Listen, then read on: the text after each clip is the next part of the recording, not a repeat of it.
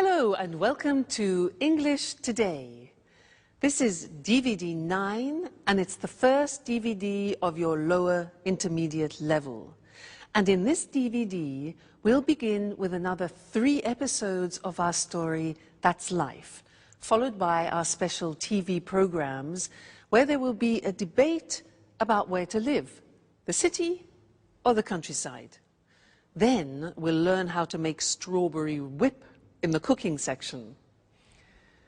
Then in the grammar section, we will study how to use the English auxiliaries. We'll also look at how to ask for permission and express obligation using must and have to. You'll also learn some important phrases for talking on the telephone, okay? So, happy viewing.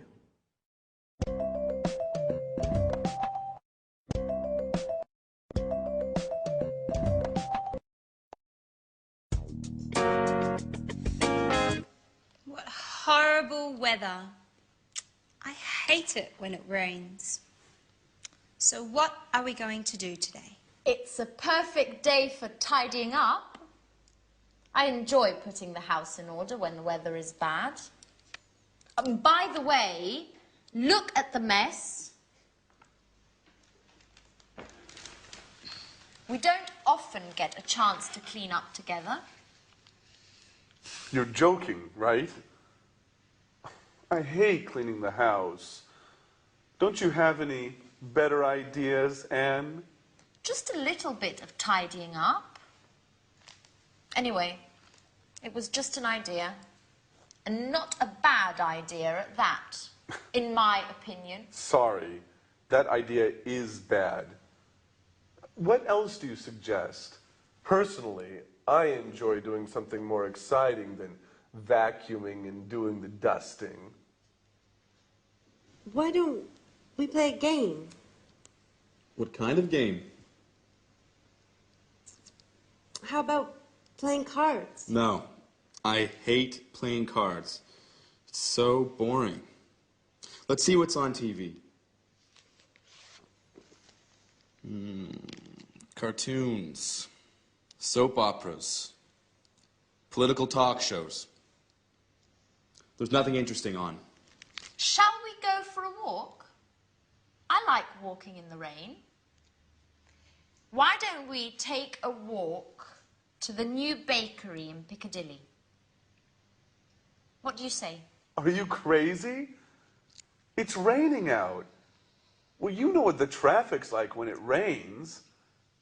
I certainly don't want to get stuck in a traffic jam on a Sunday. That happens every day when I drive to work and when I drive back home. Okay. Okay. So, what shall we do? If you want, I can read your fortunes using the tarot cards. Aren't you interested in what the future holds? That's your favorite hobby. No thanks, Alice. Let's not think about the future. I prefer the future to remain a mystery. Well, I prefer to be prepared if something is going to happen. I don't like surprises. So, sit here. I'll tell you who you are and what your future holds. You know what I like to do on days like this? Nothing. Totally relaxing, doing nothing. I agree with you, Jack. Total relaxation. Now that's a great idea. And maybe eating something nice and tasty. Huh, Anne? Why don't you prepare us one of your lovely lunches? No way, guys.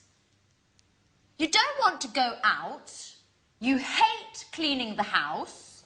You don't like playing games. So, in other words, you want to do nothing while I have to cook. And do you know what I say? I also enjoy doing nothing. That's what I'm going to do. Watch out, couch. Here I come.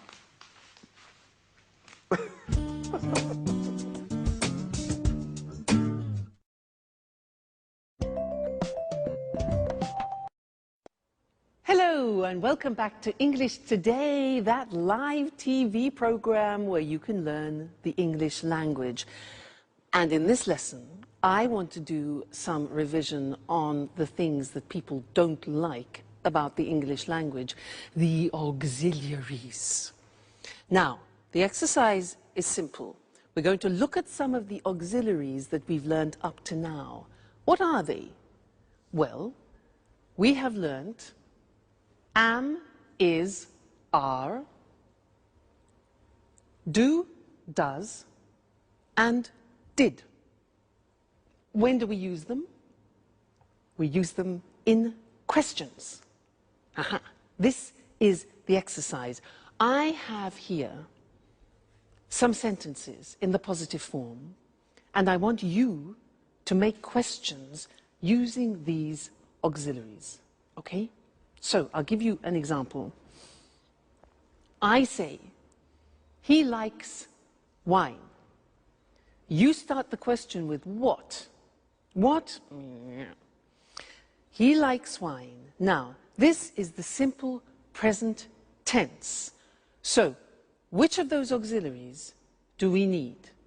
Am, is, are, do, does, or did? Simple present tense. Exactly, we need do or does. Now, I said he likes wine. Third person. So which one? Does. Exactly, good. So the question is, what does he like? Get the idea? Great, let's continue. Number 2. I play tennis. I play tennis. What sport? All right, do I play? Very good. I play, simple present tense. We need do or does, the subject I. So what sport do I play? Great. Next one. They're coming at 7 o'clock. They're coming at 7 o'clock. What time? Yeah, now they're coming, present continuous, auxiliary. That's it. Fantastic. What time are they coming? All right? Present continuous, auxiliary, to be. Next one. She went to the cinema yesterday. She went to the cinema. Where? All right. Simple past tense. What do we need? We need did. So where did she go? Excellent. Very good. You see? Getting better. Next one. We had an ice cream after dinner. We had an ice cream after dinner. What had we? Simple past. Did. That's it. What did we have? Remember, the verb have always takes an auxiliary. So what did we have? Great. Next one. She's painting the front door. She's painting the front door. Which tense? Present continuous. So what, third person, is she painting? Very good. Next one. I was at home on Saturday. This is difficult. I was at home. Remember that the verb to be is an exception. I was is the past tense of the verb to be, and it doesn't take an auxiliary. So we don't need an auxiliary. The question is, where were you? That's difficult. Where were you? The verb to be, no auxiliary. Okay? They work in Paris. What's the tense? Simple present. Good. Where do they work? Excellent. And the last one, I'm living in Florence. I'm living in Florence. Where are you living? Fantastic.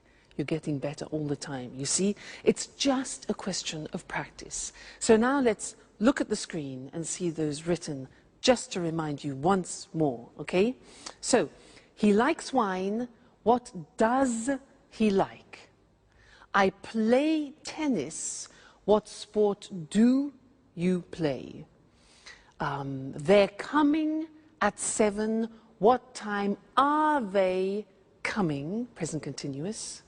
She went to the cinema yesterday. Where did she go? Simple past.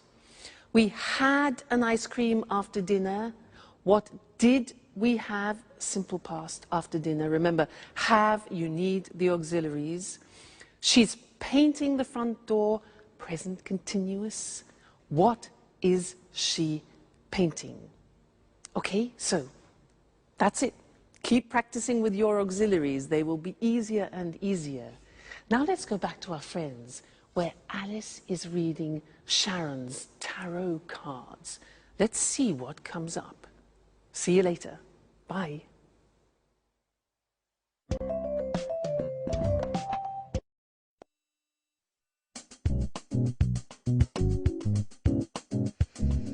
Yeah, I see.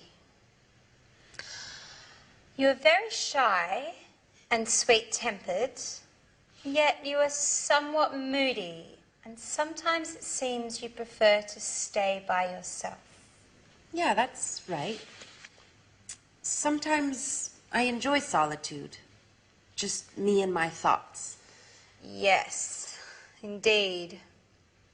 I see that you are worried about something, but that's not clear. I think it has something to do with a boy, or maybe it has something to do with your job. Yes, maybe you are going to get a new job. Wow. Definitely I like the second option. It's much better. But I don't know. Actually, this card means that love troubles are on their way. Sorry, Peter, but I see the shadow of another boy in your Sharon's heart. Don't be silly, Alice. Tell me more about this job instead. Okay, if you like. So you are very careful in your work, even if it seems you don't like it that much. Yeah, that's right. I like doing things right. If I can't work well, I prefer doing nothing at all. What's more, I'm very punctual. I hate being late. Yes, and you are also very modest. Thanks, Alice. Well, actually, I can't stand people who show off.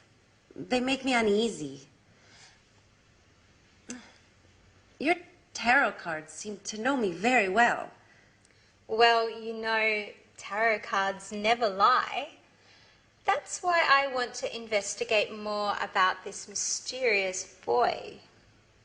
Come on, darling, they're not always right, are they? Yes, they are. I swear it. They always tell the truth. Oh, come on, girls. Stop it. How can you spend the whole afternoon talking nonsense? Why don't we do something more interesting? Why don't we all stop doing nothing and go out? Look, it has just stopped raining. How about strolling in the park? Yeah, that's a great idea. Let's go.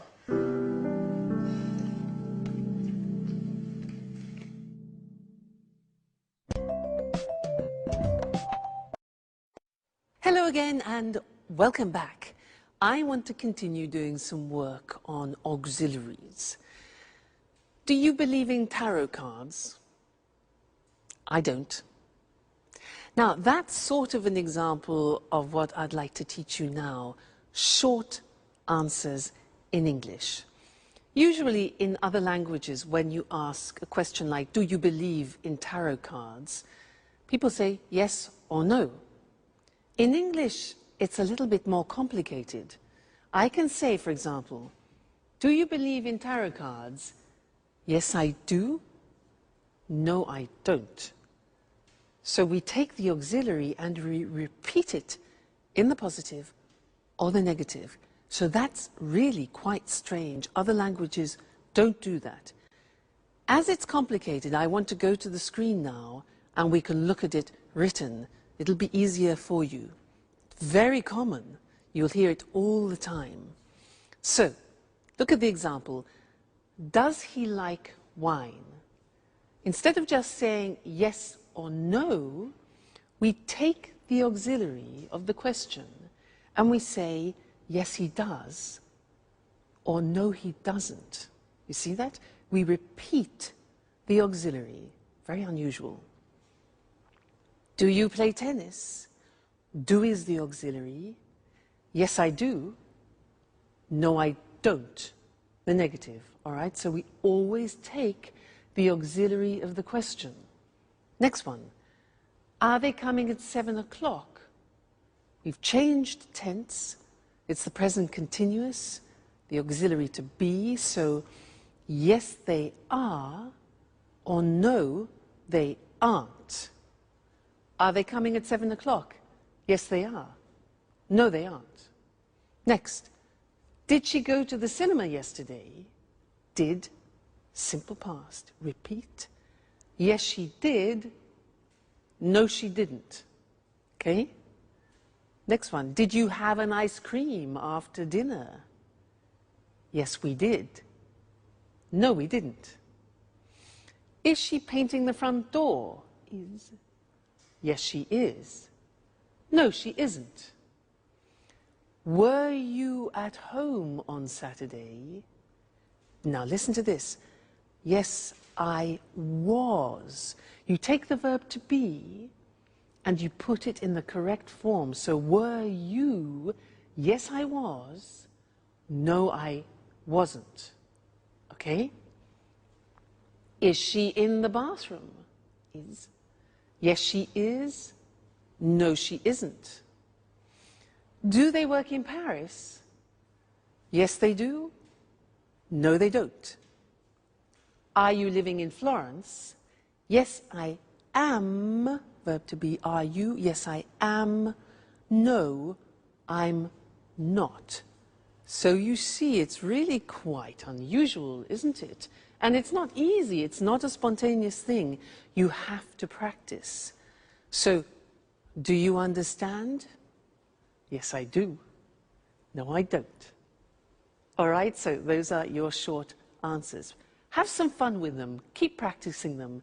And I'll see you in our next lesson. Okay, bye.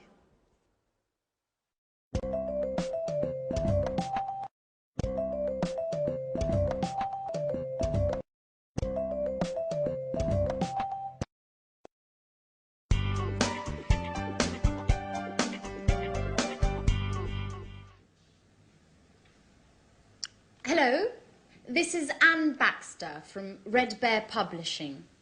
I'm looking for accommodation for an American writer and his agent. They're coming to London in 2 weeks' time. Could you tell me a little bit about your hotel, please? Our clients are used to the very best. Mm-hmm. Mm-hmm.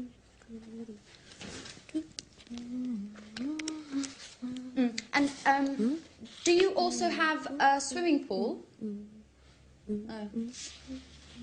A sauna? Great. And as far as entertainment is concerned, do you have a lounge with live music?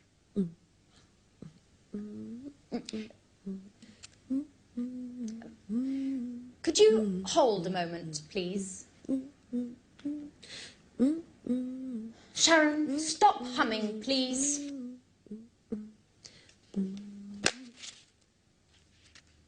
I can't hear anything.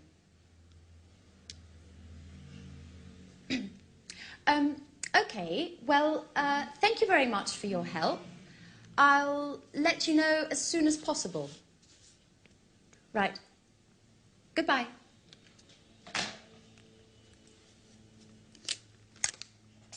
What are you doing, Anne? My boss asked me to book rooms for 2 of our most demanding clients. Well, they would like a quiet hotel near our publishing house. Oh, and of course, with all the creature comforts. So I'm making a few telephone calls.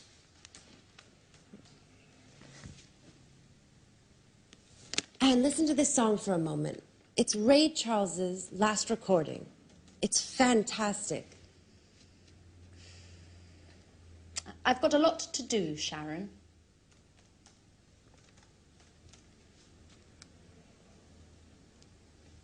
Just for 1 minute, Anne. Come on. I'm afraid I can't now. But just, why don't you go over to Alice's? She's having a shower. You know, when Alice gets in the bathroom, she takes at least 2 hours. Well, do whatever you want. Just, please, get out of this room. Anne, what's the matter today? Why are you treating me so badly? That's enough, Sharon. I know everything about it. Everything about what? That you've got a lover. A lover? Are you going crazy, Anne? Oh, don't try and pretend with me, Sharon. And I call you a friend. But it's the truth. Uh-huh. And who is my romantic lover, by the way? You know. I'm talking about Jack. Jack? What are you talking about? The photograph. The one where you and Jack are kissing. It's not what you think, Anne. Uh-huh. So you tell me. You know, a picture says more than 1,000 words. That photo is from 3 years ago. We were engaged. Or what? But you and Jack were engaged. I know. I know. I wanted to avoid stupid gossip. And also because of Peter. So now you're telling me that... Well, I can't believe it. I know. I didn't want to hurt your feelings. See, now you're angry with me. That's why. Well, you're right, Sharon. I am mad at you. And now I look like a fool. I'm sorry, Anne, really. No, my hair! What's going on? My God, It's Alice. no. Come on, let's go see what's happening. Guys, quickly! Help! My hair!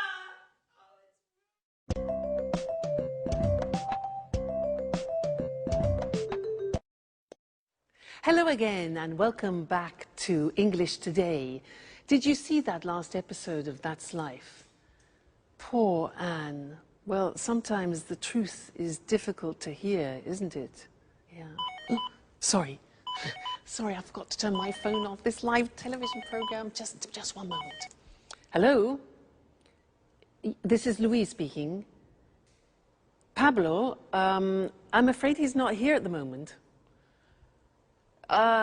Yes. Well, just one moment. I'll try and find out. Okay. Put it on hold.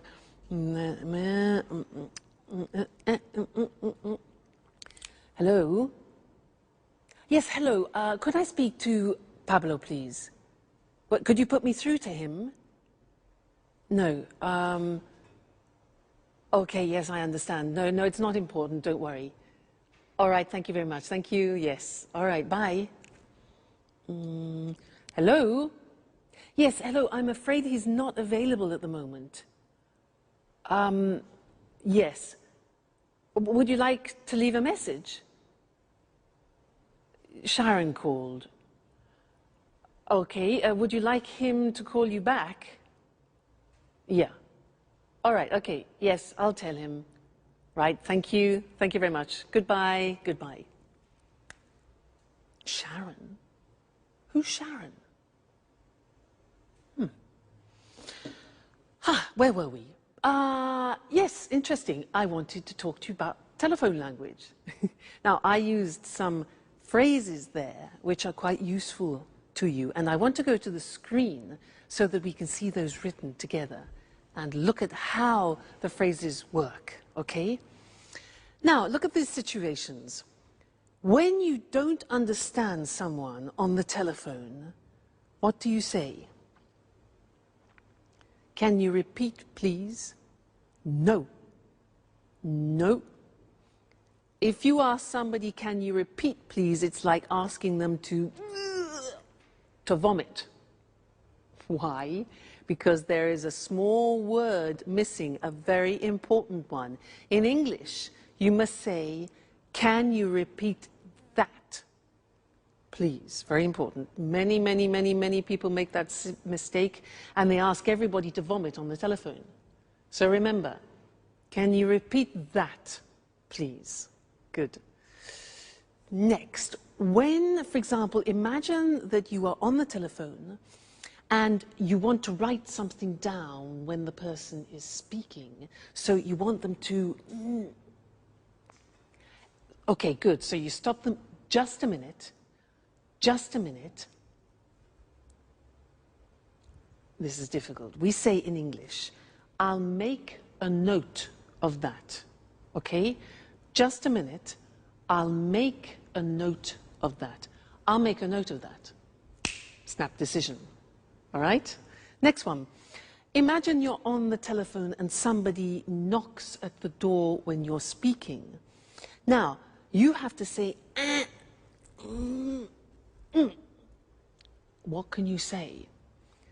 Yeah, so just a minute. We say, I'll be right back. Now that means that you're going somewhere and coming back then quickly. So just a minute, I'll be right back. I'll be right back. Okay? Useful, that phrase. Now, you return to the phone, okay, and the other person has been waiting for you. So you need to apologize for the inconvenience. So you can say, sorry. We say in English, sorry to keep you waiting. Sorry to keep you waiting. So you say, just a minute, I'll be right back. Music, and you say, sorry to keep you waiting. All right? Great. Next thing. You're speaking to somebody and suddenly the other person disappears. Because, disappears. Now, how do you say that? In English, we say, sorry, we were cut off. We don't talk about the telephone line. We say, sorry, we were cut off. Okay? Great. Now, when the line is bad, you know, with mobile phones, often you can't hear properly, especially when you're on the train, sometimes when you're in the mountains, and you hear... Do you know what you can say? We say in English, hello, you're breaking up. You're breaking up. I'll call you back. I'll call you back. So, you're breaking up, I'll call you back, or can you call me back? All right, so those are some of the most important phrases when you're speaking on the phone, but we will be looking at more telephone language because it's very useful for you, and it's a bit unusual. You need to practice it a lot. Practice in the bath, for example. I'll be right back. I'll be right back. So that way you don't panic when you answer in English. All right? Great. So I'll see you in the next lesson and we'll look at some more telephone language. Bye.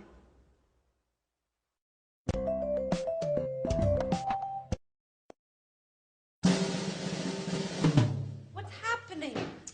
Alice, why are you screaming? My hair! Look!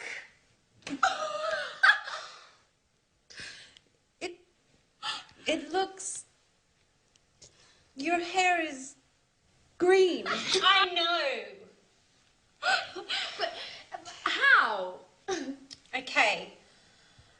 this. I'm washing my hair. Well, colouring my hair, actually. I want to change my look. My mobile rings. It's Tom. He's telling me all about this great party yesterday evening. I'm listening to his story and I don't realise the time flies. More than an hour. It's always the same old story, Alice. Anyways, green suits you. It looks very original, very unique, just like you.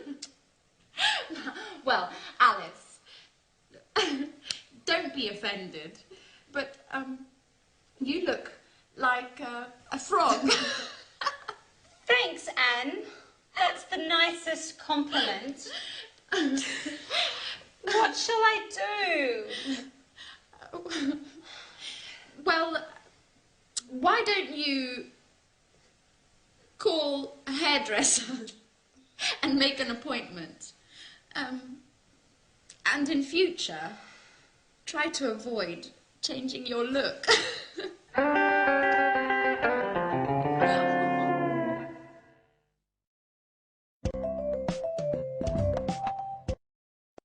Hello again and welcome back to your live TV program where you learn English. And in this lesson, I want to go back to look at some more telephone English because it's really not that simple. We have special phrases that we use when we speak on the telephone in English. So to help us, let's go and look at those on the language screen, okay? Now the first thing is when you introduce yourself on the telephone, we don't say, I am Louise. We say this. We say, this is Louise, or this is Mr. Smith. Now that's really quite unusual and different to other languages. So, hello, this is Mr. Smith. Or we can say, hello, Tom speaking.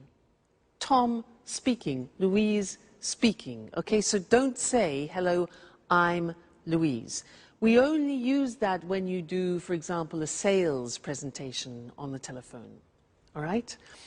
Good.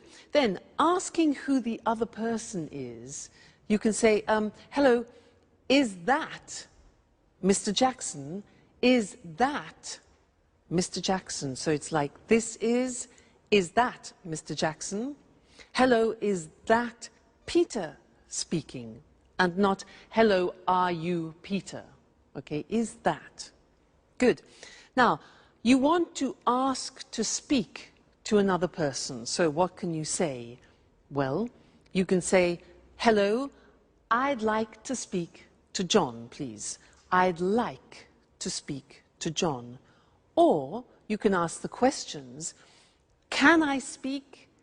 Could I speak? May I speak to the managing director?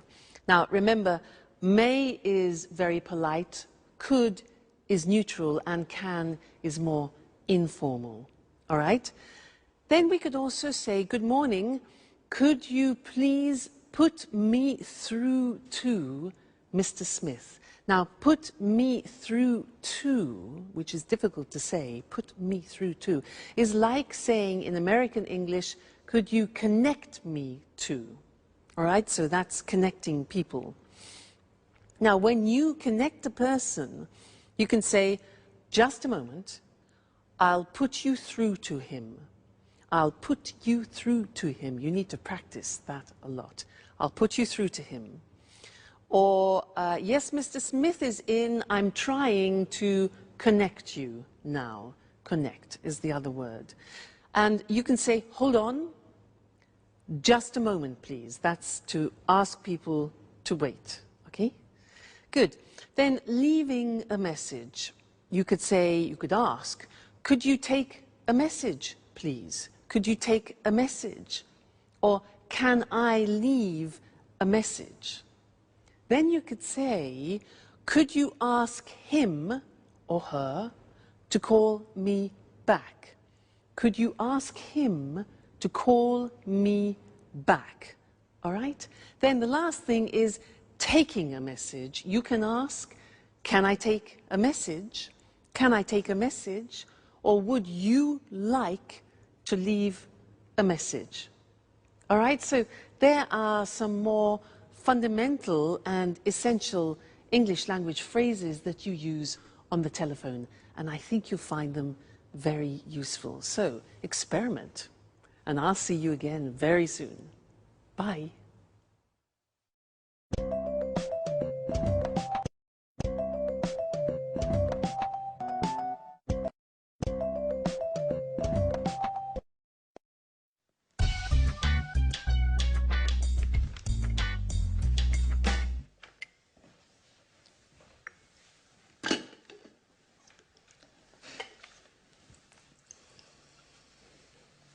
Good morning, everybody.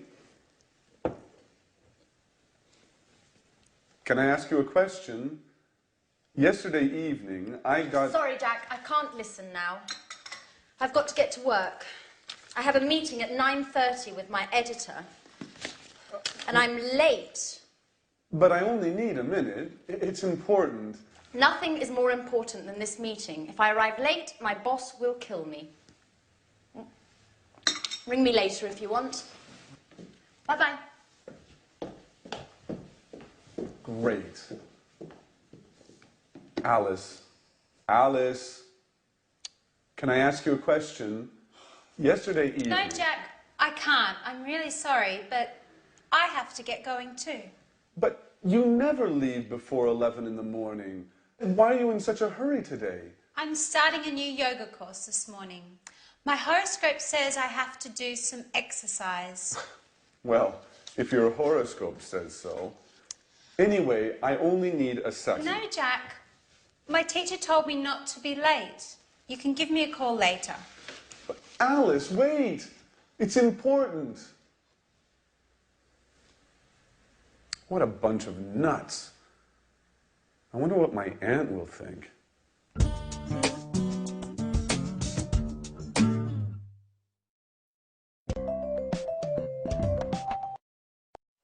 Hi again. Did you hear what Jack said? He said, what a bunch of nuts. Do you know that expression in English? Because nuts has a couple of meanings. Nuts are the things that you have in an aperitif, but it's also a way of calling somebody a crazy person. You say, you're a nut, means you're crazy. Okay, I just wanted to clarify that for you. He also said, can I ask you something? May I ask you something? He wanted the girls to listen to him, and they weren't paying any attention. And I want to talk to you about these words, which are may, could, and can, because they are the three forms that we use when we ask for permission. So what's the difference between them? Now, if I say, excuse me, may I open the window because it's hot in here, may is used in more formal situations. If I use could, it can be used in any situation. It's neutral. So, for example, could you lend me your pen? And can is used in more informal situations. Imagine you're at home, you're having dinner, you want the salt, so you can ask, can I have the salt? Less formal. So let's go to the screen and see those written, see the differences. We talked about it already, actually, when we looked at telephone conversations. So, formal situations, may I, and we can also say, may we. May I, may we. May I ask you a question? May I offer you something? And may I have this dance? So remember, may for formal situations, it's very polite, okay? Then could for neutral situations, which means you can use it in any situation, really. Could I use your phone, please? Could I change the appointment? And could we meet later? All right, so very useful verb. It's good in all situations. And then can you pass me the salt? Please, more informal with your friends, your family, people you know well. Can I have some wine, please? And can I borrow the car tonight? So, those are the examples, all right? May, could, and can. So, remember, depending on who you are talking to, make that choice. May, could, or can. Let's go back to that's life. The girls are exhausted, and Jack has a surprise for them. Let's see what it is. Bye.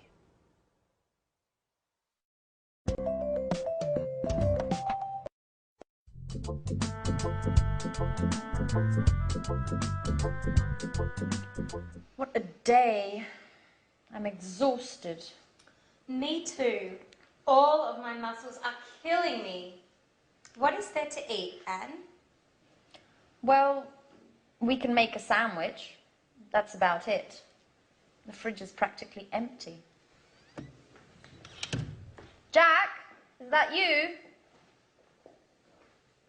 Who's that with him? Hi, everybody. This is my Aunt Carolina. She came all the way from Bologna to see me. She'd like to see how I'm getting along. Well, good evening. Jack, why didn't you say anything? I should clean up. Look at the mess.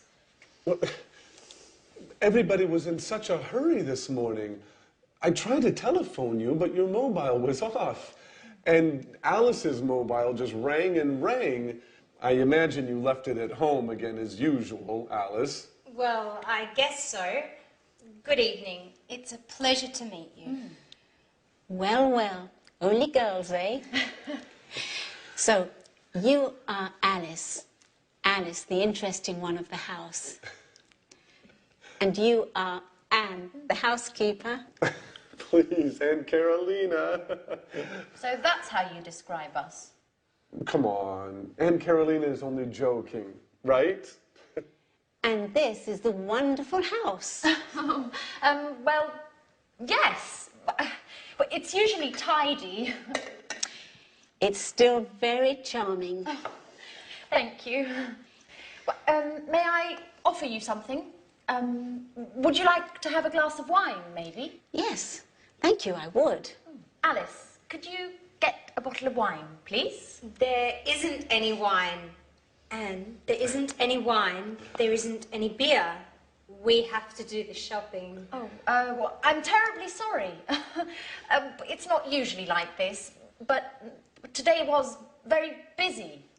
Do you know what? Let's go out for dinner. Oh. What do you say, Aunt Carolina? That sounds good to me. Excuse me, do you go out dressed like that? Maybe you should get cleaned up a bit? Yeah, you're absolutely right. Let's get ready to go out on the town. May I ask you a question, Jack? Of course, Aunt Carolina. Shoot. Do you really think it's such a good idea to live together with all these women?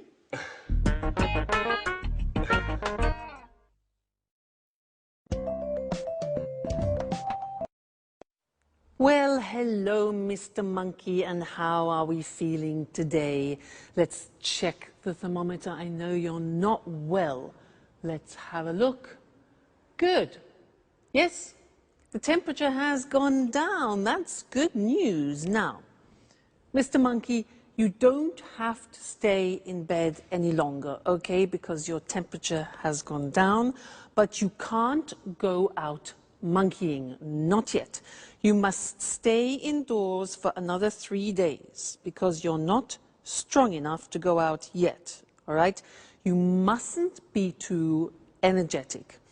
You can have relaxing baths and you can eat whatever you want, but you mustn't have any alcohol, okay, because you haven't finished your antibiotics and it could have a disastrous effect on you, all right? So you must finish your cycle of tablets. Now, let's see what else. Oh, yes, and you must drink a lot of water, maybe 5 liters a day, if you can manage that, okay?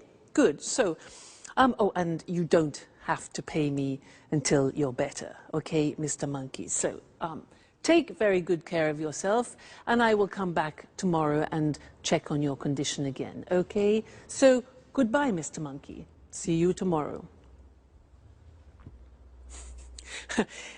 I became a nurse to show you other ways of using modal verbs. Now, so far we have studied can, could, and may. And these are verbs which help to change the meaning of the verb which comes after. They're called modal verbs. And here we were using verbs of obligation.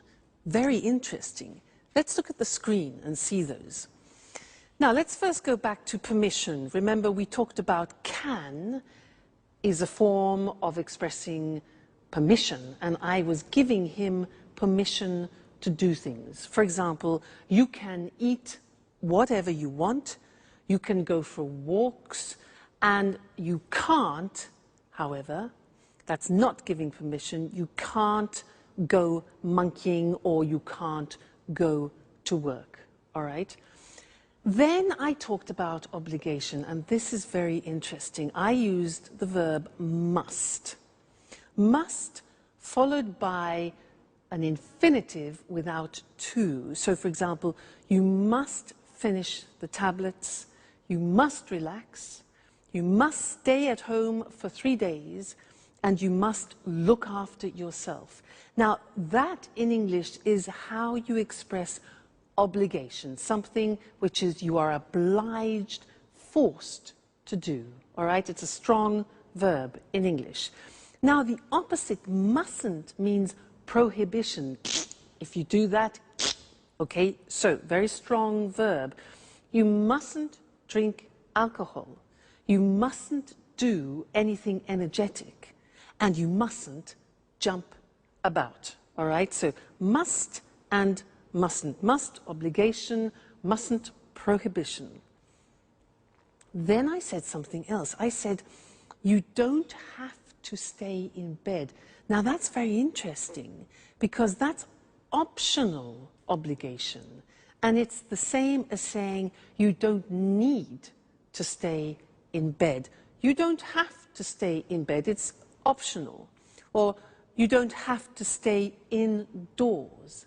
I also said, you don't have to pay me. It means it's not necessary. So that's optional obligation with have to. So that's an important lesson. Must, mustn't, and have to as different ways of expressing obligation. Great. So now you have to study more English. You must read and watch your English lessons. Okay? And I must see you again next time. Okay then. Goodbye.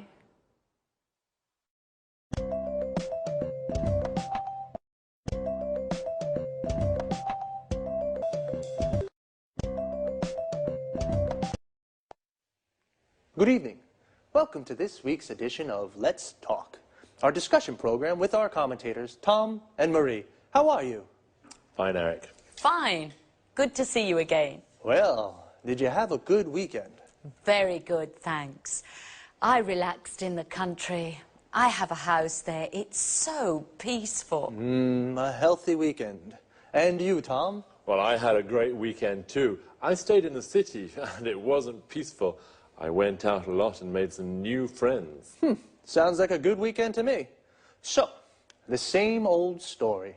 A relaxing, peaceful life in the country compared with an exciting life in the city. Where's the best place to be? In the city or in the country? Let's discuss this more. Sure. I'll convince you that gardening's more interesting than the pollution and chaos of the city. Well, I'm not so sure about that. Last weekend, I went to the cinema, a rock concert, and 2 parties. Gardening isn't for me. Really? Your weekend certainly wasn't relaxing. Don't you feel tired? Well, maybe a little, yes, but I love city life. The city offers so many things. It's fantastic. I don't agree with you. Life in the city is too stressful. You rush around all day long. And then there's the traffic and finding a parking space. Walking in the woods is far better than being stuck in traffic jams.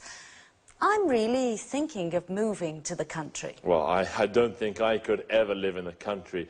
I'd die of boredom. It would be a problem for my work, too.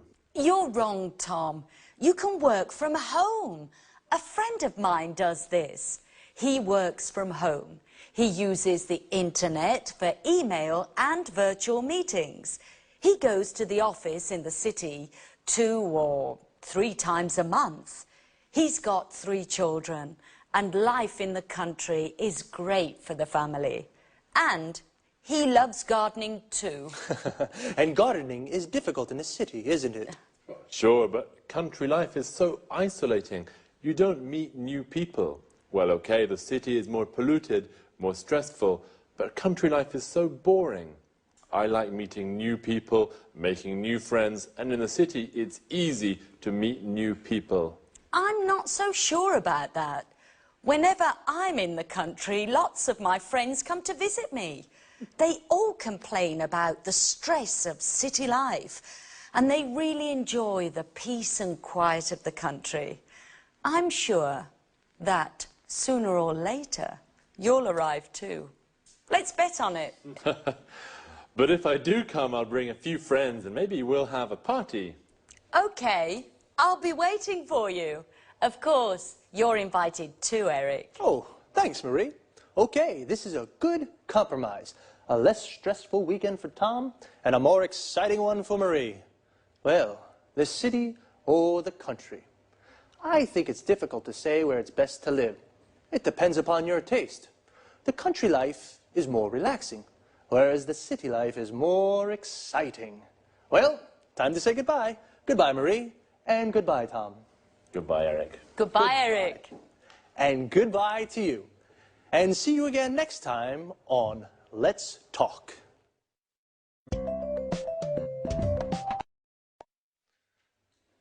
Did you notice how we call life in the city, city life, and life in the country, country life? City life is more exciting, but also quite stressful. We say something is stressful when it makes you nervous. The traffic in the city is stressful. Traffic is the word we use for cars, buses, trucks, everything on the roads.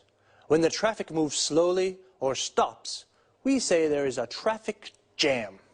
Parking in the city is also stressful.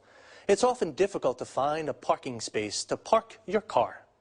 Notice the verb is to park, and a place where you can leave your car is called a parking space. Usually in cities, there are car parks. A car park is a big area with lots of parking spaces for many cars. Another problem in the city is the pollution. Pollution is the contamination of the environment. For example, the traffic makes the air dirty. In the country, the air is clean and it's easy to park. But Tom says it's boring to live in the country because there's nothing to do. Boring means that it's not interesting. Marie says it's relaxing to live in the country. Relaxing means it makes you feel relaxed. Notice that often the adjectives we use to describe things, places, or people end with ing. The city is exciting. The country is relaxing, but boring. Adjectives that describe how a person feels often end with ed, ed. Tom is bored. In the country, Marie is relaxed. In the country, and stressed. In the city. Marie said that the city, you rush around all day. Rush around means to go everywhere and do everything very quickly. But in the country, you can go for walks in the woods and do the gardening. A wood is an area with lots of trees. The gardening is the work you do in your garden, like watering the plants or cutting the grass. Well, see you.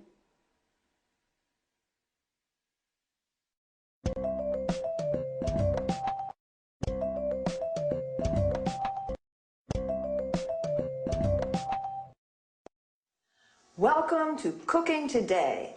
Today I'd like to introduce you to a very special guest, Lisa French. She's the popular author of the bestseller, A PhD in Homemaking.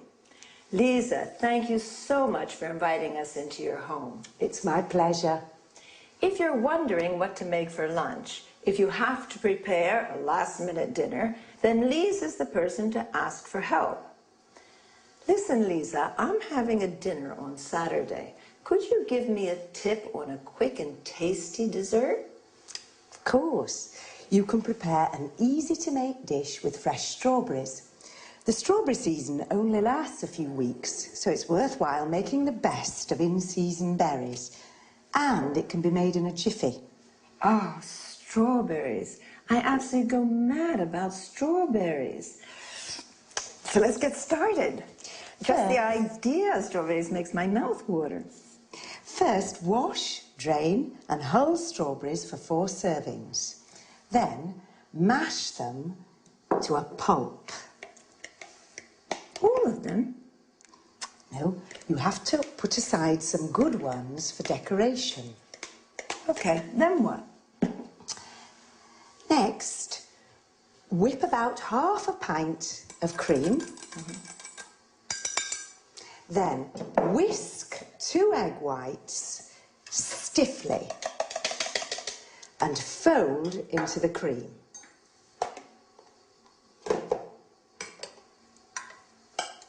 Add the strawberry pulp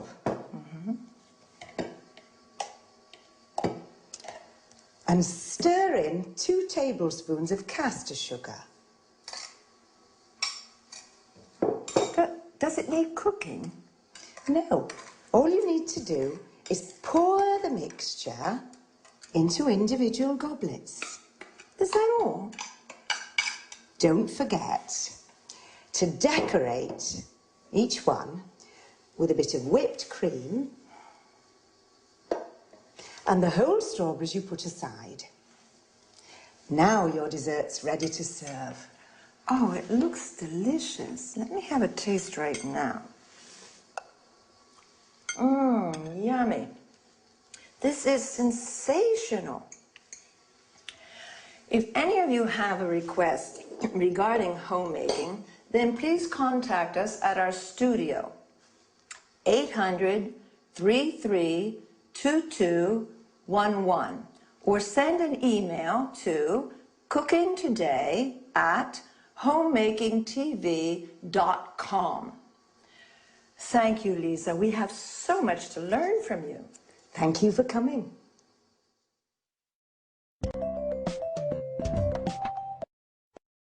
Have you enjoyed the recipe? Well, now let's go over the language used in the interview.